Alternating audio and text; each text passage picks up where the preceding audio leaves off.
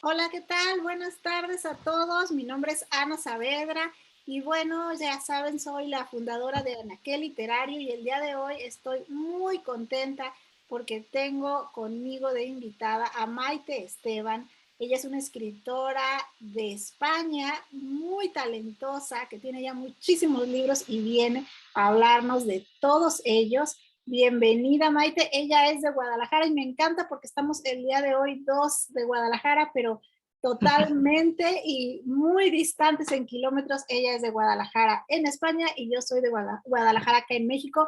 Así que, bueno, les voy a leer rápidamente una breve semblanza de Maite porque, bueno, pues la tenemos aquí y hay que aprovechar que sea ella quien nos cuente sobre su vida y sobre sus letras. Y bueno, Maite Esteban es, como ya les digo, de Guadalajara y ella apostó en la primera década del siglo por la autoedición en papel. Después de que había ganado dos certámenes de relato breve, se decidió a invertir su dinero y a autopublicar su primera novela que se llama La arena del reloj, que es un relato intimista. Después, Su chico de alquiler, que entre paréntesis fue aquí donde yo la conocí con esta novela, una novela juvenil. Y bueno, de allí se siguió con El medallón de la magia, que llegó en Amazon España, fue una de las primeras autoras que destacó en esta plataforma. Y bueno, que vendió muchísimo durante meses, estuvo en el top, obviamente, de Amazon. Y después vinieron muchas más novelas. Detrás del cristal, que es también de las más vendidas y la número uno en romántica. Y después de allí lo hizo como una novela también independiente bajo el sello B de Books, de Ediciones B. Y bueno, después también se publicó en papel con Vergara Ediciones. Y también autoeditó Brianda, que es la segunda parte del Medallón de la Magia.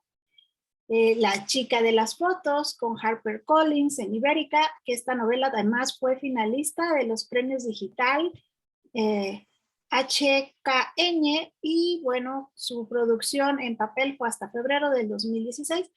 Pero bueno, que Maite no se detiene. Después escribió la novela de puntos, Entre puntos suspensivos, y otra que a mí me va a encantar que nos platique, La arquitectura de los sueños, que esta más bien es una guía para lectores y escritores.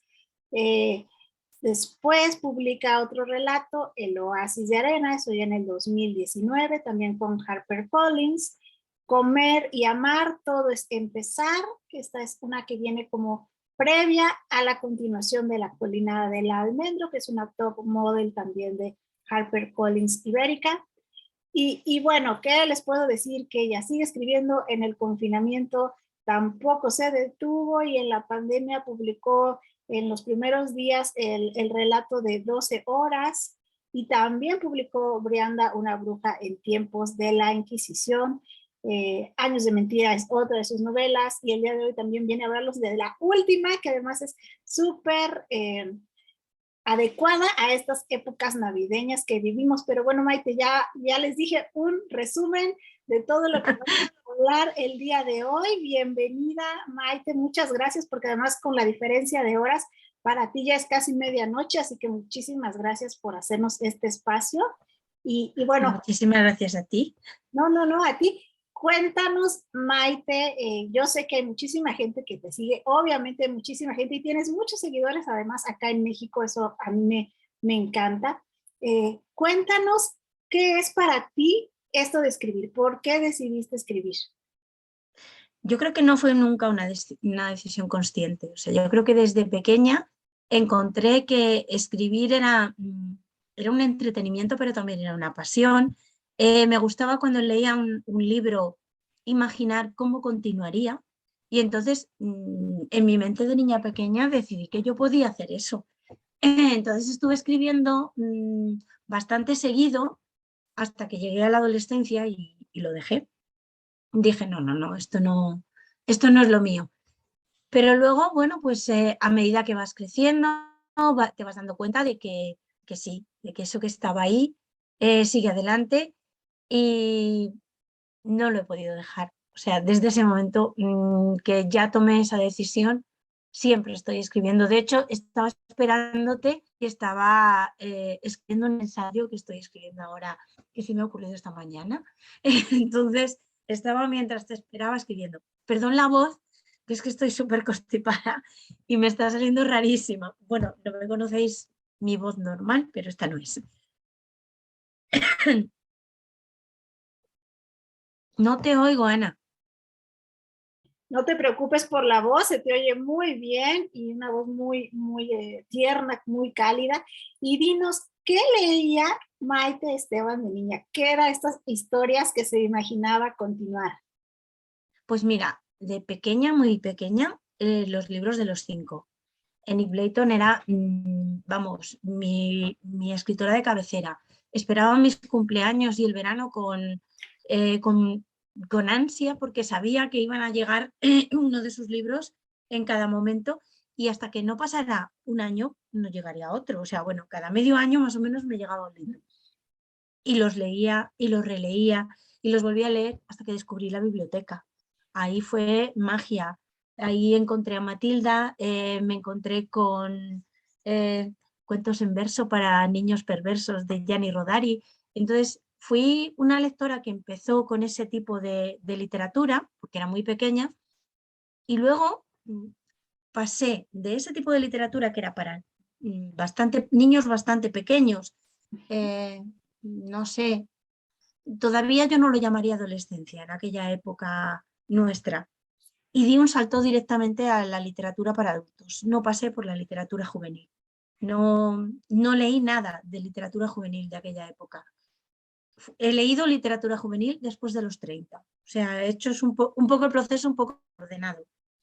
Y desde esos cuentos, desde Matilda, desde los 5, pues lo siguiente que leía era García Márquez o a lo mejor Isabel Allende, no sé. Hice como una progresión extraña, pero siempre, siempre leyendo.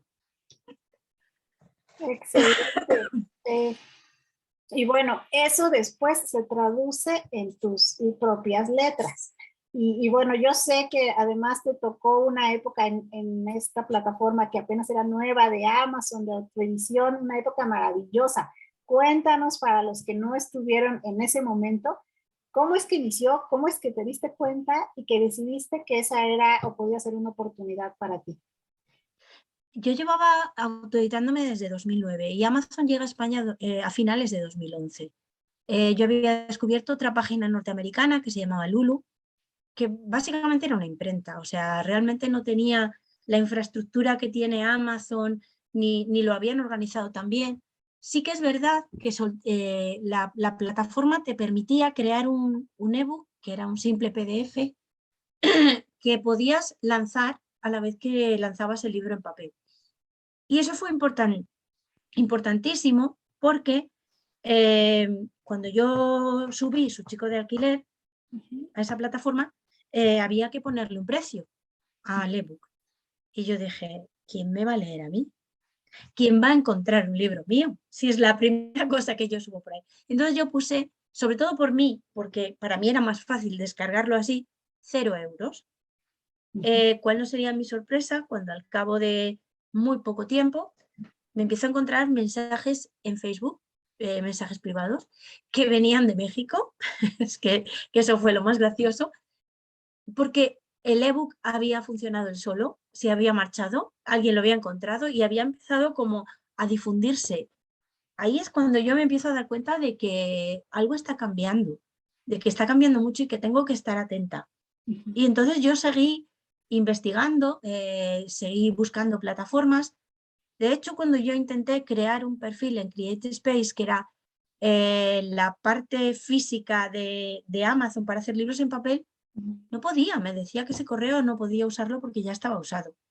Y estuve unos días enfadadísima porque decía, pero ¿quién ha usado mi correo? Hasta que recordé que había sido yo que me había registrado en Amazon cuando Amazon solo estaba en Estados Unidos, pero no había entendido nada de lo que ponía, porque además de estar en inglés era mucho más complicado que es ahora, y me rendí. Y entonces imagínate si hubiera atinado a publicar antes de que la plataforma llegara a España. Pero sí, estaba pendiente y cuando la plataforma llegó, pues no tardé mucho. Yo publiqué en marzo de 2012 y habían llegado en octubre, noviembre de 2011.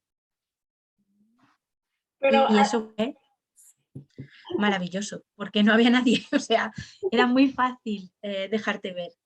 claro, y además, no sé si coincidas en que era como poquito después un espacio, sobre todo se dio en Facebook, en que los escritores empezaban como a interactuar y apoyarse y hacerse como una comunidad Sí. muy bonita que ahora ya se pierde en un mar de gente. Yo sigo teniendo contacto con gente que estaba ahí en ese principio, o sea, María José Moreno empezó en ese momento. De hecho, María José Moreno fue uno de los primeros números uno de España con Bajo los Tilos. Sigo teniendo contacto con Roberto Martínez Guzmán, que sigue siendo de los que más venden Bueno, de hecho, hace unos días lo publicó la misma Amazon, uno de sus libros, La suerte de los idiotas, ha sido el más descargado de toda la historia de Amazon España. Sigo en contacto, pues, aunque no estén tan presentes, pues, con Rafael Costa. Es que hay muchísimos autores, me da pena olvidarme de nombres, pero mucha gente que estaba en ese principio siguen estando, siguen publicando y seguimos teniendo ese nexo común. Pero sí que es verdad que ahora es muy complicado conocer a todo el mundo, porque cada día yo recibo, no sé, 10, 20 solicitudes de amistad que pone detrás escritor, escritora, y no sé quiénes son, porque es muchísima la gente que, bueno, viendo lo fácil que es, accede a esto y busca su oportunidad, que bueno, es lo mismo que hicimos los demás.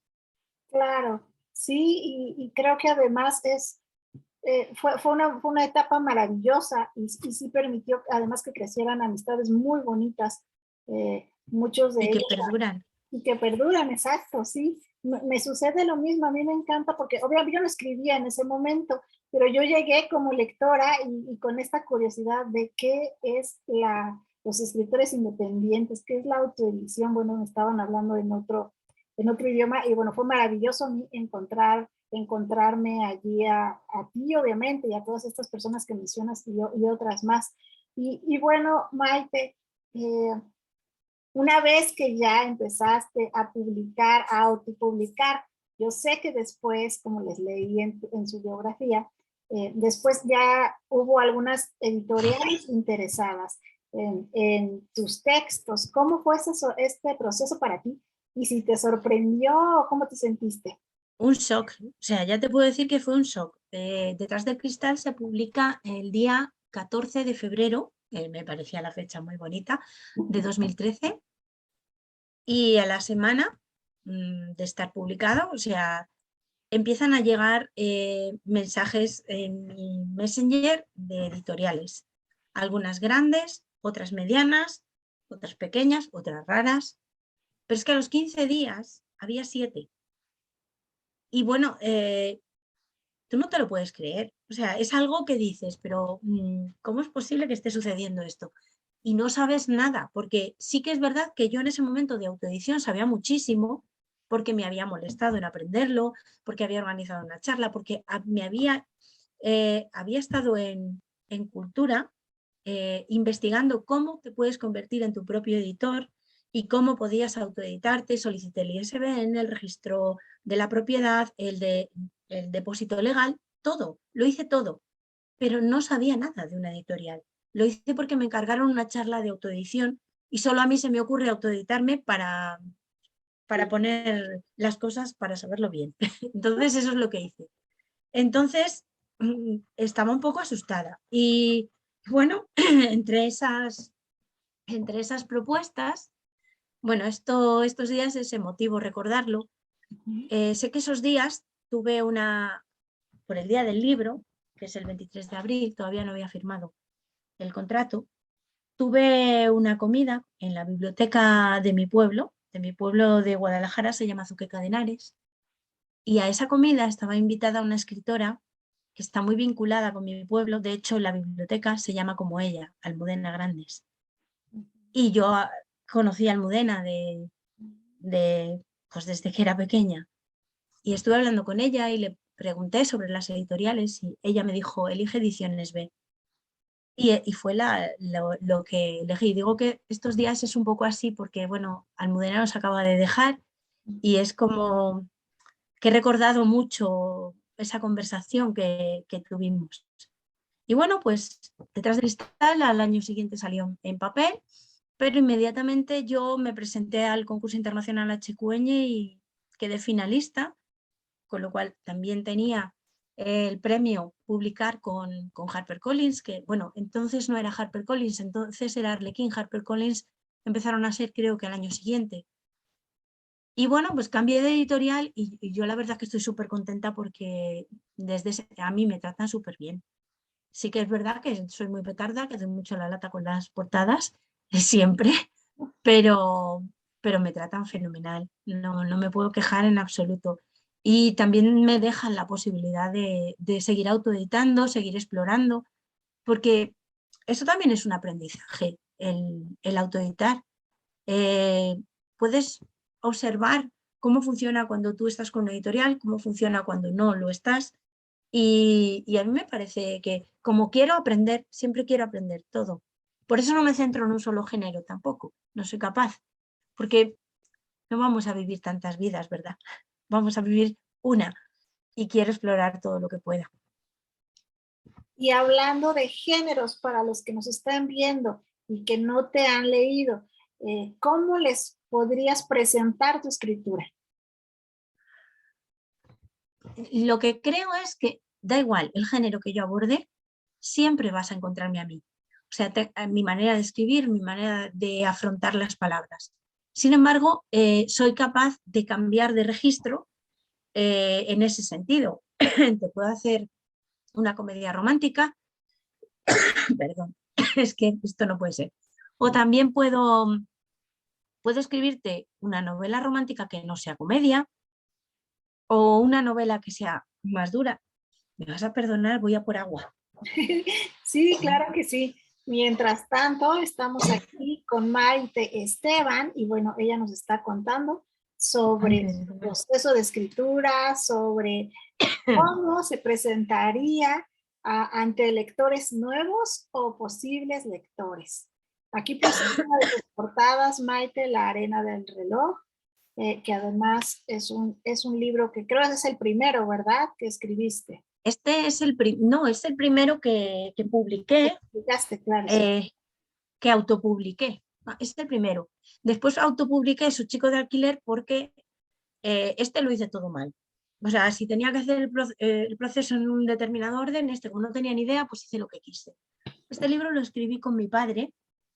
Mi padre enfermó de cáncer y el diagnóstico era, vamos, que se moría y ya. O sea, era como horrible.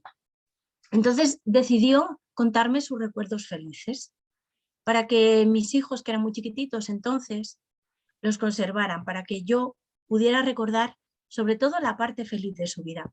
Entonces, La arena del reloj es eso, los momentos felices, solo eligió esos momentos. Es un libro que no debería haberse publicado porque es muy personal, porque a la vez que él está contándome sus recuerdos, yo voy contando cómo me siento frente a su enfermedad, que voy viendo cada día. Se va notando en esta historia cómo la persona que está al lado de alguien que está enfermo está subiendo y bajando en una montaña rusa. Hay días que lo ves optimista, aunque sepas que el diagnóstico no lo es, y hay días absolutamente horribles. Entonces, ese vaivén emocional que yo tenía se refleja muy bien en mi voz, en la voz esta es una historia completamente real, entonces es la más diferente a todas. Y está, por otro lado, su voz, que no se ocupa de la enfermedad en ningún momento, o sea, él no quería hablar de ella. Entonces, bueno, es una novela muy especial y me ha traído muchos lectores que vieron esa sensibilidad que hay siempre en mis historias, está muy bien reflejada en La arena.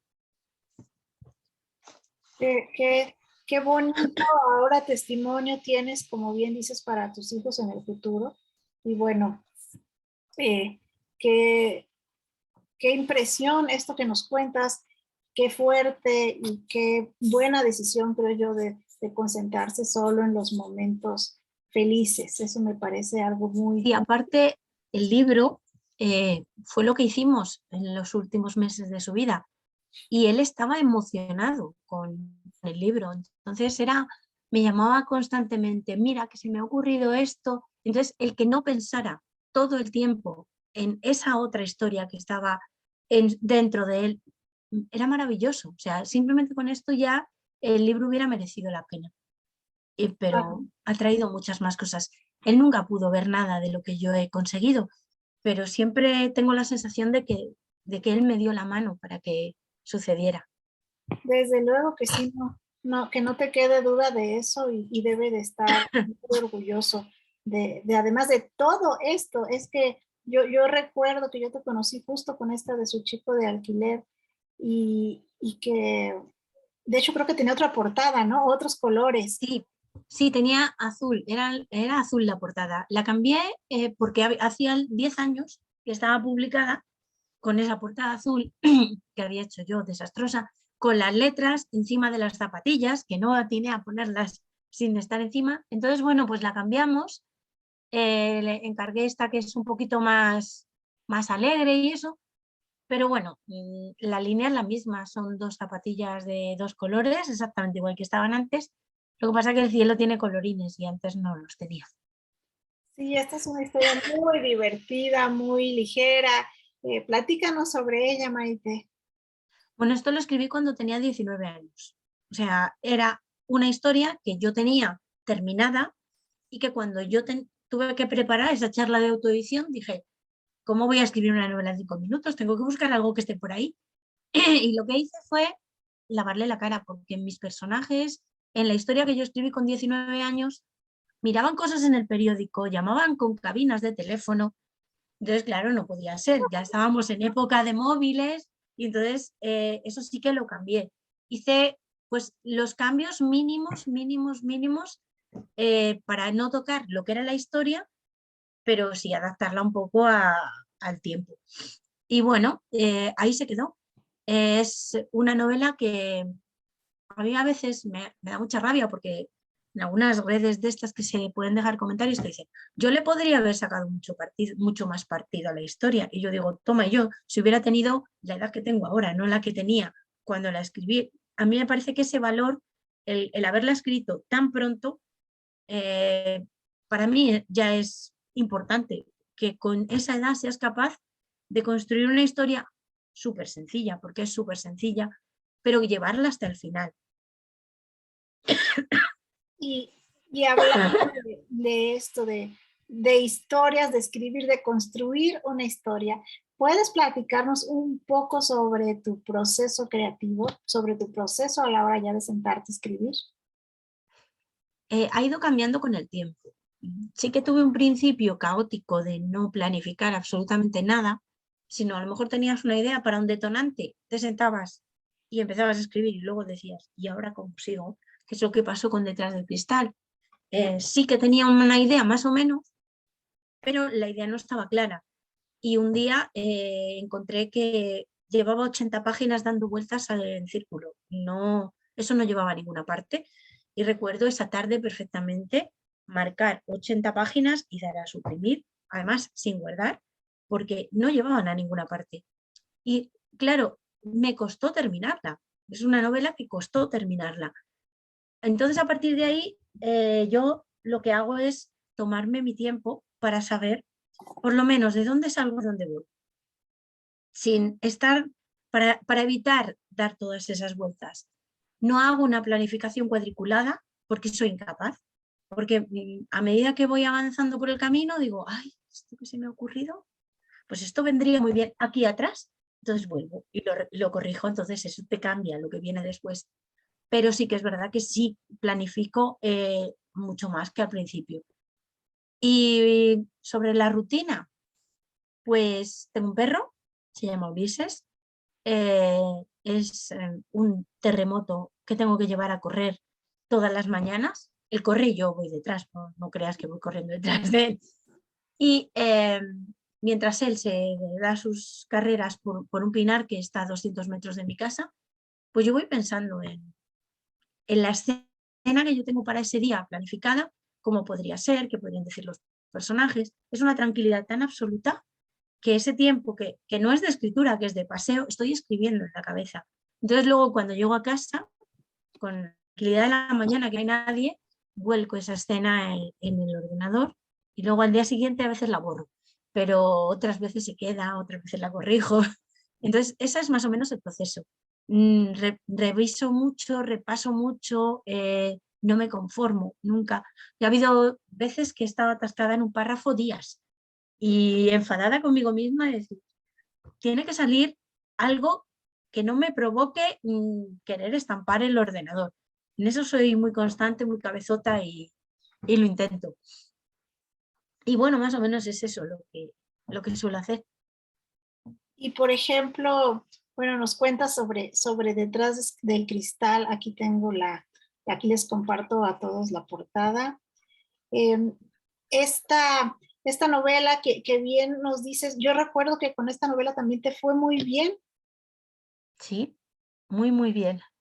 Esta es la novela con la que llegué a Ediciones B, no es la que publicó Vergara, que era una parte de Ediciones B. Una novela, Y sí, me acuerdo muchísimo, me acuerdo es más, de la portada, de las decisiones sobre la portada. Y sí, es una portada que diseñó Iván Hernández y que después se quedó para Ediciones B. Lo único que hicieron fue cambiar eh, el tipo de letras, nada más. Porque, entre otras cosas, porque no cabía el logo de aquí abajo. Lo habíamos puesto demasiado bajo y no cabía. Y bueno, es una novela que habla sobre el maltrato, pero empieza en tono de comedia. Yo recuerdo una vez en una de las presentaciones de La Arena del Reloj que me preguntaron, ¿qué estás escribiendo? Y yo dije, pues una comedia que habla de malos tratos. Y yo recuerdo las caras de la gente mirándome y diciéndome, pero ¿cómo vas a haber escrito una comedia que hable de malos tratos? Y yo, pues es que es una comedia, pero habla de maltrato. Y cuando la gente la leyó, sí que es verdad que al principio no sé, a ver, ya lo he contado tantas veces que sí, pero no se esperan que esa comedia derive en lo que acaba derivando. Y la verdad es que fue una historia que funcionó muy bien porque además era una historia que en el momento que salió era muy actual. Ahora estamos, por lo menos en España, más acostumbrados a que la gente denuncie situaciones de maltrato que no son suyas, que son de alguien que está próximo. Sin embargo, en ese momento no se hacía. Y era una cosa que a mí me preocupaba. Y en esta novela es lo que sucede. La gente que está alrededor dan un paso atrás y dejan a la víctima de alguna manera sola, pero no por maldad, sino porque era algo que no nos habían educado para hacer. Entonces, me parece que ese es el valor que tuvo en su momento esta novela. claro, sin duda sí, sí lo creo. Y cuéntanos, Maite, de dónde es que te llegan estas ideas? ¿En qué te inspiras? ¿Cómo es que sacas las temáticas para tus novelas? Pues en realidad no lo sé. Algunas sí sé cómo se me han ocurrido. O sea, por ejemplo, sí sé que La colina del almendro, que está ambientada en la Primera Guerra Mundial, tenía ganas de escribir una novela histórica. Había estado practicando con Brianda y tenía ganas de escribir una novela histórica, pero que no tuviera fantasía, que fuera solo real. Y bueno, me quedé pensando que el año en que empecé yo a escribir La colina del almendro era 2014. Y dije, 1914, Primera Guerra Mundial, hay muchísima literatura sobre la Segunda, pero la Primera Guerra Mundial se había quedado un poquito más de lado. No sé si porque igual no tiene batallas tan llamativas como la Segunda Guerra Mundial, que ya, por ejemplo, la aviación está más desarrollada, todo lo que es el armamento. Entonces, para montar historias bélicas, la Segunda Guerra Mundial es muchísimo más apañada que la primera. Pero yo lo que me di cuenta que me apetecía reflejar era el cambio de siglo. El, esa sociedad decimonónica que se cae y Ujú. que aparece la nueva, todos los avances que supone la guerra en medicina, en comunicaciones, en aviación, en automovilismo, todo lo que cambia y cómo cambiamos las mujeres antes de la Primera Guerra Mundial y después de la Primera Guerra Mundial con el movimiento sufragista que está por ahí. Entonces sé que fue porque el año me llevó a pensar eso, pero hay otras veces que no sé por qué se me ocurre. Pues de repente digo, uy, pues como antes, esta mañana que digo, me apetece escribir esto. Y empiezo a escribirlo y a lo mejor dejo el esbozo hecho y cuando tengo más tiempo hago el esquema o más tiempo o le he dado más vueltas dando paseos, pues hago el esquema. Qué interesante. Y bueno, eso me lleva a preguntarte ahora sobre esta novela en la que ya la temática es otra, pues ya es una, estamos en un mundo de fantasía, el medallón de la magia, y pues bueno, compártenos, Maite, esta novela, ¿qué significa para ti? A ver, esta novela ahora mismo forma parte de Brianda, una bruja en tiempos de la Inquisición. Brianda, el origen del medallón, y esta, juntas, son la otra novela. Esta novela y la otra, en un momento dado, como mi trayectoria en editorial se estaba yendo hacia la romántica, decidí quitarlas de la venta. Entonces estuvieron 4 o 5 años sin venderse. Estaban en papel, que por cierto a esta le he cambiado la portada no sé cuántas veces, porque eso es un dibujo que hice yo y eso no me terminaba de convencer. Y bueno, pues las quité y hace un par de años me dediqué a construir una única historia, porque no soy muy amiga de las bilogías, trilogías, no sé por qué, no me termina de convencer tener que leerte, o sea, tener que andar buscando una novela, otra, esperándola. Y entonces quería unificarlas, y sobre todo quería unificarlas porque esa novela, El medallón de la magia, tenía un error de principiante. Y es que había una historia que no había contado. Yo la sabía, pero no la había contado. Entonces, una lectora, siempre nos quejamos de los comentarios negativos, pero hay en esta novela un comentario negativo que llevaba razón. Había algo que yo no había contado. Y entonces yo tenía dos opciones: corregir eso o hacer que la novela encajara con otra novela que explicara eso. Y no se me ocurrió nada más que añadirle 500 páginas, así, con Brianda. Entonces luego, después, cuando decidí unirlas, decidí unirlas en orden cronológico. Brianda transcurre en el siglo XVII y el medallón en el siglo XXI, pero están relacionadas las dos por este personaje, que es una bruja que en la primera parte es persona física, pero en la segunda parte es un fantasma. Entonces, bueno, pues yo creo que es una novela que, aparte el contexto del siglo XVII que tiene Madrid, Toledo, cómo éramos, la Inquisición, yo creo que está muy interesante y, es muy amena, la verdad, muy gorda, que me salió muy gordita la nena, pero, se lee bien. Excelente. Y bueno, otra de las novelas que me gustaría que nos hablaras el día de hoy es esta, la de la chica de las fotos, que también yo recuerdo que le fue muy bien, que fue muy bien recibida cuando salió. Sí, quedé finalista de la Chicueñe, pero yo creo que se vendió mucho más que la novela ganadora, como a veces puede pasar en estos certámenes. Es una crítica a la prensa rosa, a la prensa del corazón. Eh, y bueno, lo que tiene esta novela es que es incombustible. O sea, estos días se está descargando muchísimo porque esta novela transcurre en el mismo pueblo que la novela que saqué la semana pasada. Es un pueblo ficticio castellano imaginario que se llama Grimier, y los personajes secundarios de esta novela y los principales también acaban saliendo como secundarios en la nueva novela.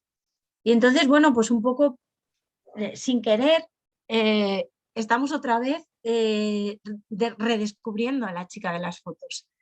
Es, ya te digo, una comedia que que habla de eso, de la manipulación de las noticias por parte de la prensa rosa, que en realidad no sé, no sabía qué iba a hacer con ella. Vi el certamen y de pronto dije, ¿por qué no me presento?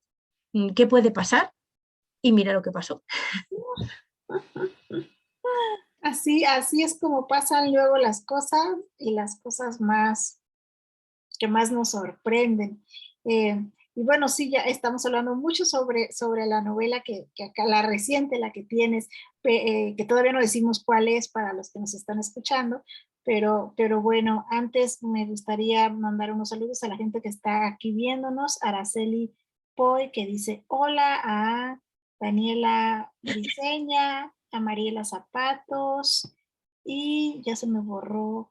Algo sucede aquí con mi Facebook que de repente me borra a los comentarios anteriores, pero bueno, muchas gracias a todos los que están conectados el día de hoy. Y bueno, ahora vamos con esta otra novela de Maite Esteban que está el día de hoy acompañándonos, Entre puntos suspensivos. Pues yo creo que esta novela es la novela que más ha vendido en papel, de todas las mías. Bueno, por lo menos de la que más he cobrado yo. Porque esta novela, aparte de salir para librerías, fue elegida para salir con la revista Semana, que es una revista mm, del corazón, yo que critiqué la prensa rosa, que durante una semana en verano, en el año 2018, pues eligió varias novelas y una de ellas fue esta. Y bueno, llegaron muchísimos lectores. Tiene mi personaje más complejo de todos, que es Paula, la protagonista, porque Paula es su propio enemigo. Paula es un personaje que se boicotea a sí misma. Entonces, la gente es muy visceral con Paula. Hay gente que te dice, ah, yo la entiendo muy bien porque yo soy igual, yo me hago eso a mí mismo. Y hay gente que te dice, es odiosa, pero es que a veces nosotros mismos somos odiosos. Yo no necesitaba un antagonista, quería probar con que nosotros fuéramos nuestro propio enemigo. Y Paula lo hace súper bien. O sea, Paula es verdad que a veces es para darle un bofetón. Es un viaje que por algunas zonas de Castilla y León, de Asturias y de Galicia, un viaje en moto, en busca del padre de Paula que ha desaparecido. Eh, o eso cree Paula. Entonces, bueno, no te voy a contar más. Y es, para mí, fue un reto, porque además está escrita en presente, que es un tiempo verbal que o lo dominas o te domina. Y, y salió bien.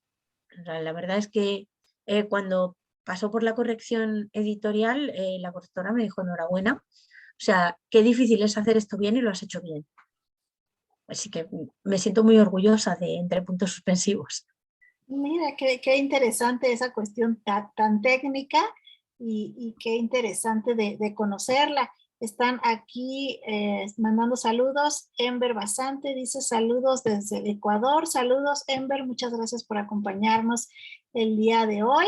Recuerden que pueden dejar sus preguntas para nuestra invitada, Maite Esteban, que está desde España, aquí acompañándonos en micrófono abierto. Y bueno, otra novela también maravillosa que no hemos hablado el día de hoy y es La colina del almendro. Cuéntanos, Maite, sobre esta novela que además también tiene una portada hermosísima.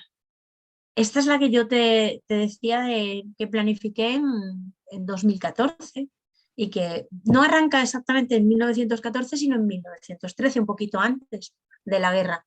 Pues esta portada nos costó porque al principio habíamos hecho otras, pero yo le decía a Mónica, Mónica Sota, que es la que hace las portadas, es que hay guerra, en esta novela hay guerra, yo quiero que haya guerra en la portada. Y la única referencia a la guerra que pusimos fue estos aviones que hay, modelo Primera Guerra Mundial. Y bueno, pues es una historia de amor, ¿vale? Pero es de supervivencia, es de superación. Mi protagonista es una aristócrata que vive bien, es hija de un conde y le proponen un matrimonio de conveniencia. y no protesta, porque está educada para no protestar. Pero ese matrimonio es muy raro y a medida que va pasando el tiempo, ella, que entra en contacto con el movimiento sufragista, se va dando cuenta de que el derecho al voto no es solamente opinar en política, es también tomar decisiones personales en tu vida personal, y que si ella hubiera podido tomar una decisión, evidentemente no se habría casado con ese señor y no se habría metido en el lío en el que se mete, que encima de estar en todo ese follón sentimental, estalla la Primera Guerra Mundial. Entonces, yo la recomiendo porque, a pesar de que también estás gordita, hay muchísima gente que me ha dicho, 2 días he tardado en leer esta novela, porque no la podía soltar.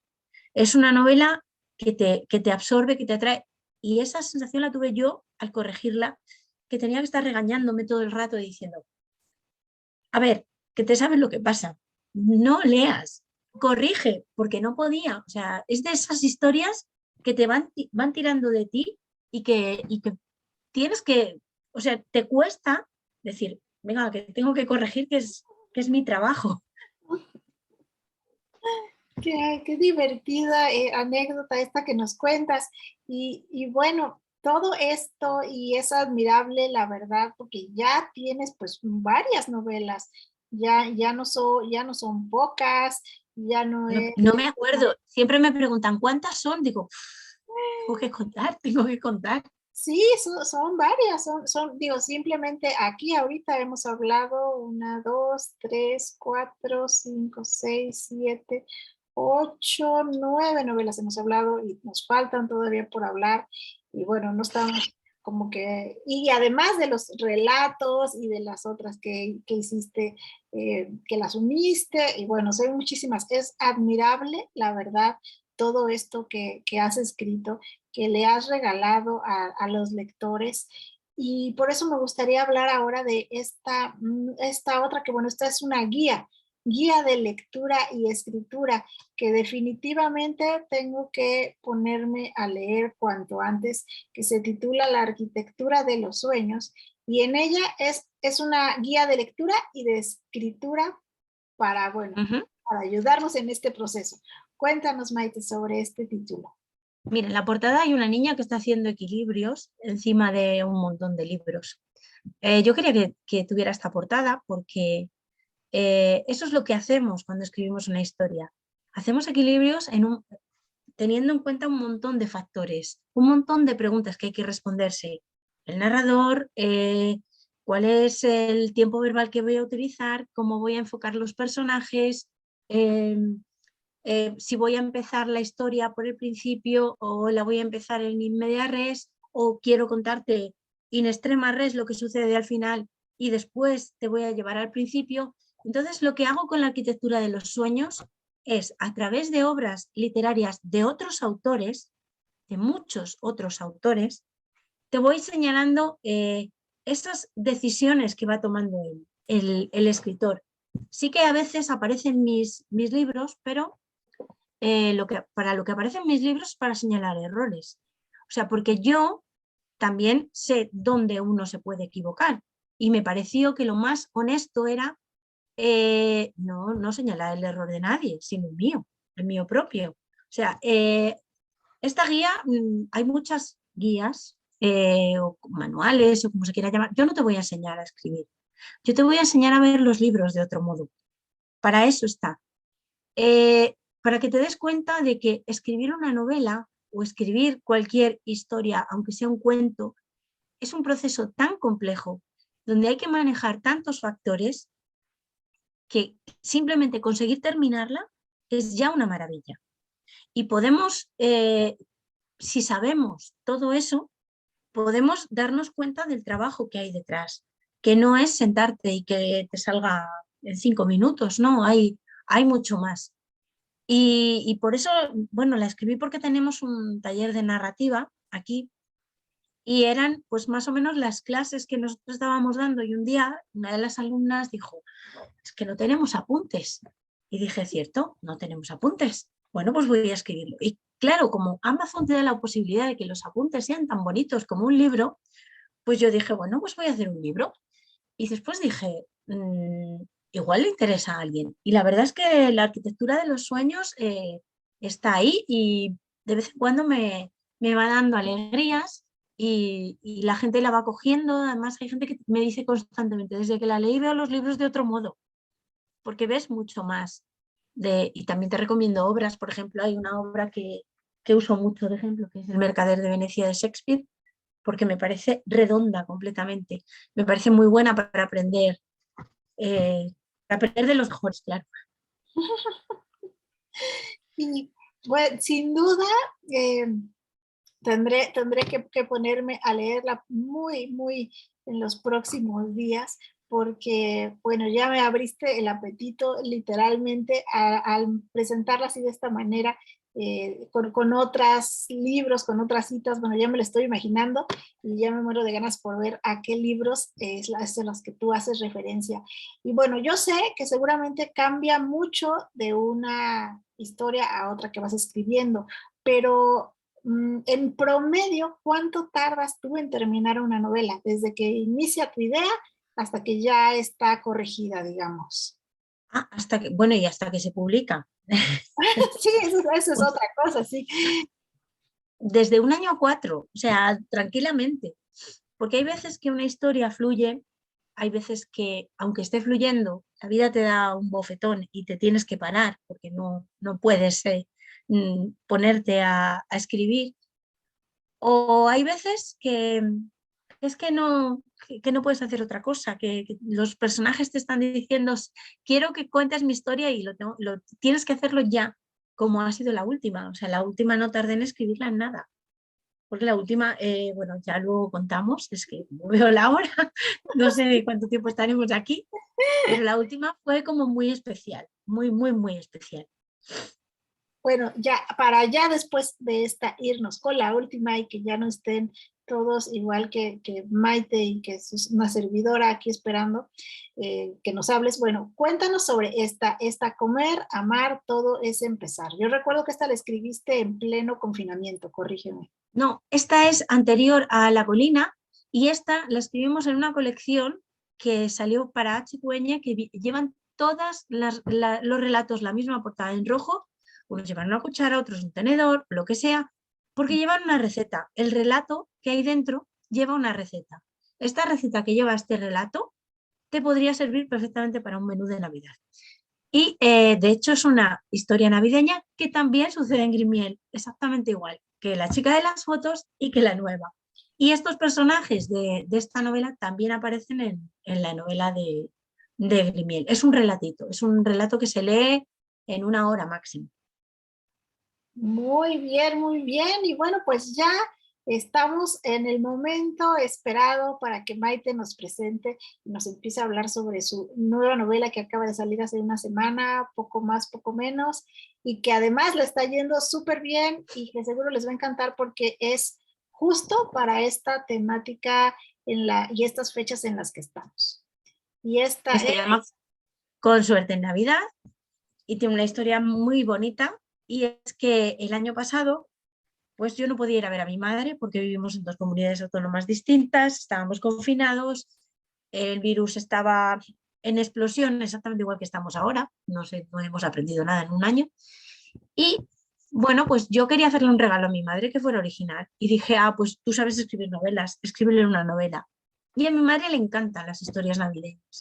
Y entonces para darme prisa, para poder llegar a tiempo, yo escribí una historia donde conociera a los personajes. Por eso utilizo los personajes secundarios de La chica de las fotos y de Comer y Amar, porque así conocía a los personajes, conocía el ambiente y me resultaba más rápido que solo tenía que construir a Andrea y a Fer, que son los protagonistas, bueno, y algún personaje más que aparece en esta historia, como la señora Angustias, que está siendo un éxito. O sea, yo no sé qué hago con las señoras mayores que tanto en Años de Mentiras, que no la hemos visto, que es Elsa, que es una señora mayor, como aquí Angustias, pues que se me comen a los personajes porque parecer las señoras mayores me sale muy bien. Entonces, bueno, es una comedia navideña. Andrea es una chica que trabaja en una galería de arte y tiene que ir a un pueblo, a Grimiel, porque hay una señora, Angustias, que tiene un cuadro que cree que es un murillo, porque lleva en su familia no sé cuánto tiempo, y ha decidido que lo va a vender. Está al final de su vida y, oye, le quiere sacar algún rendimiento al cuadro. Entonces Andrea le extraña que sea un Murillo porque no suele haber cuadros de esa categoría por ahí todavía perdidos, pero bueno, va, su jefe le manda que vaya y ella va. Hay una tormenta de nieve programada, hay un tiempo mínimo en el que puede ir y volver, tiene que hacerlo súper rápido. Pero llega Grimiel, la señora Angustias no está en su casa, porque a todo el pueblo le ha tocado la lotería de Navidad. Entonces, bueno, están celebrándolo y evidentemente si te toca la lotería, pues vender un cuadro por las razones ya no.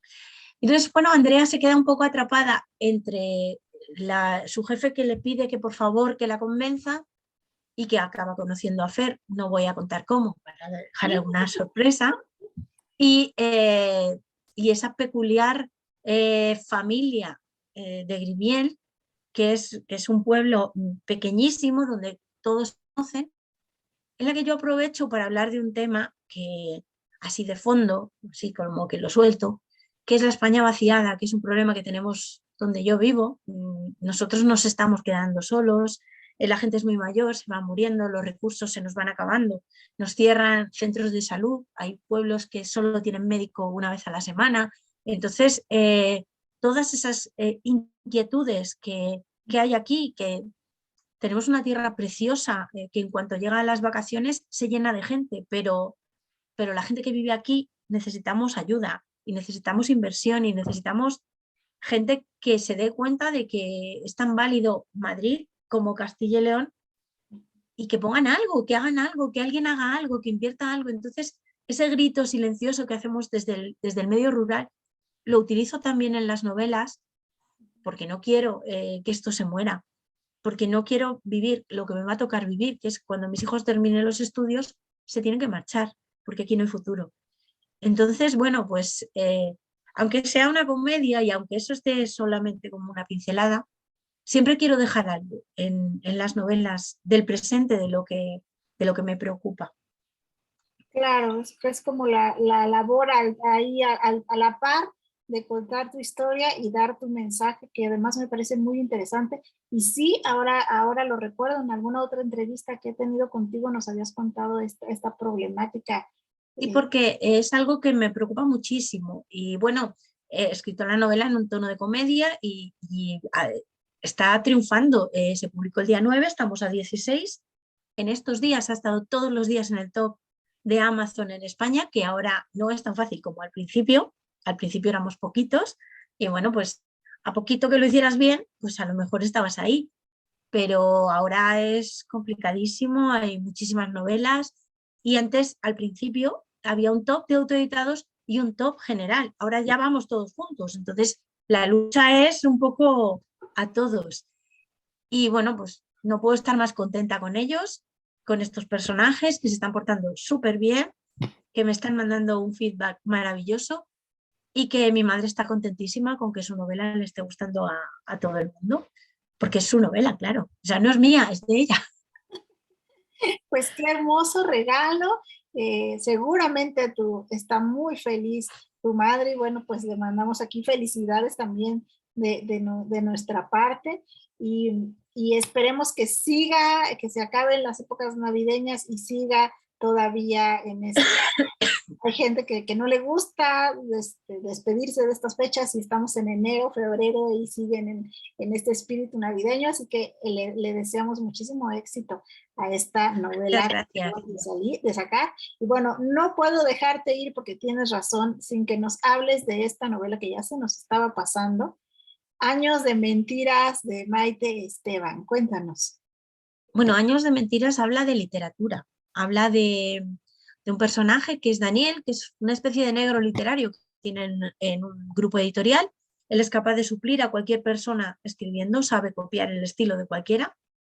Y bueno, pues en la editorial que están pasando por un momento difícil, está ambientada en 2016, no han sabido adaptarse al mundo digital y se están quedando atrás, pues deciden que van a construir un bestseller y ese bestseller lo va a firmar un autor que lleva años sin publicar. De hecho, solo publicó una novela, pero es una novela que ha sido un súper éxito, que se estudia en universidades, institutos, se llama El hombre inconstante. Y quieren que Daniel escriba una novela haciéndose pasar por Alejo Novoa, que es ese personaje. Entonces, bueno, pues esta novela es básicamente una lección de literatura. Hay un secreto, bueno, hay dos secretos. Hay uno que tú como lector lo vas a encontrar al principio de la novela. Hay gente que me dice, no, es que no lo has ocultado mucho. Digo, no, es que el personaje que cuenta el secreto lo cuenta 3 veces. Directamente no, pero lo cuenta 3 veces. Porque a mí no era el secreto que me interesaba, había otro secreto detrás muchísimo más grande, que tampoco puedo contar por qué, porque claro, si no, un spoiler enorme. Y bueno, ese otro secreto condiciona todo. Y por eso se llama Años de Mentiras, porque todo está sustentado en un montón de mentiras. Y habla de si se puede o no construir un bestseller. ¿Tú qué crees? Qué interesante, pues yo diría que dicen hasta las tecnologías ahora ya quieren que las computadoras se pongan a escribir historias y que sean bestsellers y que vean las palabras y que las que faltan y las que no y las que son las recurrentes en los bestsellers. Híjole, qué buena historia y también qué interesante. Nos dejas muchísimas recomendaciones para todos los que estuvieron acompañándonos. Y además me encantó que nos dieras como esta paleta panorama de todo lo que podemos encontrar en cada una de ellas, para que todos ya digan, no, pues yo quiero empezar por la que habla sobre esta temática de la Primera Guerra Mundial, o otra gente que le gusta definitivamente la época navideña, o en fin, los consejos para saber empezar a leer y a tratar de escribir un poco mejor y apreciar la lectura. Creo que ha sido un viaje maravilloso, Maite. Tuviste la magia de contarnos en una hora sobre muchísimos temas, sobre muchísimas de tus novelas. Te agradecemos muchísimo por esta compañía, por este espacio. Y bueno, ya llegamos a la hora y me gustaría, obviamente, que no te despidas sin decirnos en dónde te pueden seguir, en dónde te buscan y Bueno, algún mensaje que quieras dar. pues estoy en Facebook, en Instagram y en Twitter con mi nombre, Maite Esteban. Eh, eh, es fácil encontrarme, porque casi en todas tengo, no, ya no tengo la misma foto. Antes siempre tenía la misma foto, pero me parece que ya la he cambiado. Pero vamos, se me reconoce, estoy con mi nombre, con mi foto y, y bueno, que también estoy abierta a si alguien lee un libro y me escribe un mensaje, siempre contesto. Si tengo más tiempo, un poco más largo, si tengo menos tiempo, un poco más corto, pero siempre contesto. Y que estoy encantada de hablar contigo eh, y con tus, iba a decir escuchantes, con tus oyentes mexicanos y de todas partes a través de Facebook. Y que nada, que a leer, que nos enriquece como personas. Sin lugar a dudas, te agradezco muchísimo, Maite. Síganla, búsquenla, los que tengan la oportunidad. Hay muchos de sus libros que ya están en librerías, que están impresos, y otros que están en Amazon. Lo pueden buscar en cualquier lugar. Si estamos acá en México, bueno, pues Amazon es nuestra opción más cercana. Y bueno, ha sido... Estaba mirando a ver si tenía alguno por aquí, porque yo creo que hay alguno que tiene precio en pesos mexicanos. Pesos, ¿cómo es? No se pone precio para México también. O sea que igual alguno de ellos se puede encontrar en México. Alguno de los de HQN. Ah, muy bien, eso es también un buen tipo para buscarlo de esa manera. Y bueno, Maite, pues muchísimas gracias, te mando un abrazo muy, muy, muy grande, te deseo unas bonitas fiestas navideñas, que pases esta etapa en familia. Bueno, ya sabemos que seguimos cuidándonos y todo, pero bueno, ojalá que puedas ver a tus seres queridos, que puedas compartir con ellos, y te deseo que muchas bendiciones para el año que viene, sobre todo en salud, ¿verdad? Porque ya con salud uno puede hacer todo lo que se proponga. Igualmente, Ana, y gracias. No, gracias a ti, Maite, y bueno, a los que nos estuvieron viendo, muchísimas gracias por acompañarnos. A Marta Eoy Gutiérrez dice, hola, acabo de ver esta noticia, se conectó ya también hace rato. A Estela Arcos, a Alicia Amceli, a Enclira Valdés, a Susana Junger, a Rosa Rodríguez, Carlos Ojeda, Secundino Castillo, Fernando Ortiz Bonilla. Bueno, saludos a todos los que estuvieron el día de hoy aquí presentes y los que me faltaron. Les deseamos una feliz Navidad, unas felices fiestas a todos nuestros queridos anaquelianos. Y bueno, micrófono abierto, ya regresa hasta el año que viene. Nos vemos en el 2022.